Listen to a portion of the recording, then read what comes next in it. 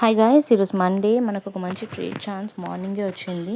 నేను ఇక్కడ ఏం చేశానంటే ఫస్ట్ 15 మినిట్స్ హై అండ్ లో డ్రా చేసి పెట్టుకున్నాను. నేను 5 మినిట్స్ టైం ఫ్రేమ్ చూపిస్తాను, కానీ 15 మినిట్స్ హై అండ్ లో డ్రా చేసి పెట్టుకున్నాను. ఇక్కడ కరెక్ట్ చూసుకుంటే 15 మినిట్స్ లో దగ్గర ఒక చిన్న లిక్విడిటీ ఫామ్ అయింది. నేను చూపిస్తాను చూడండి మీకు. ఇక్కడ మార్క్ మనం ఎక్లిప్స్ తీసుకుందాం.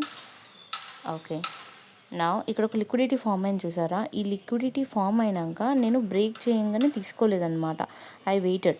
కరెక్ట్గా ఆ క్యాండిల్ బ్రేక్ అయినాక నెక్స్ట్ క్యాండిల్లో నేను ఆ ట్రేడ్ ప్లాన్ చేశాను నెక్స్ట్గా. అండ్ నేను ఇక్కడ ఏం చేశానంటే, ఇక్కడ రెడ్ కలర్ ఉంది చూడండి, రిజెక్షన్ వచ్చింది చూడండి.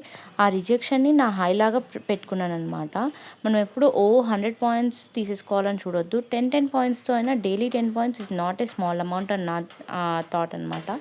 సో ఇప్పుడు మనము రెగ్యులర్ కాల్ ఆప్షన్లో చూసుకుంటే సేమ్ నేను అదే టైంకి ఇక్కడ ట్రేడ్ తీసుకున్నాను.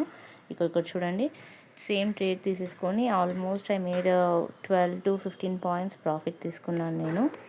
అండ్ రోజు అనాలిసిస్ చేయండి, గ్యారంటీగా మీకు కూడా అర్థమవుతుంది ఎలా ట్రేడ్ తీసుకోవాలా అనేది.